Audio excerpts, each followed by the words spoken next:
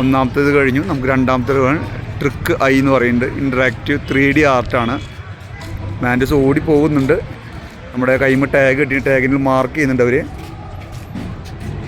ഒന്നിന് കയറുമ്പോൾ tag mark ചെയ്താണ് കയറുന്നത്.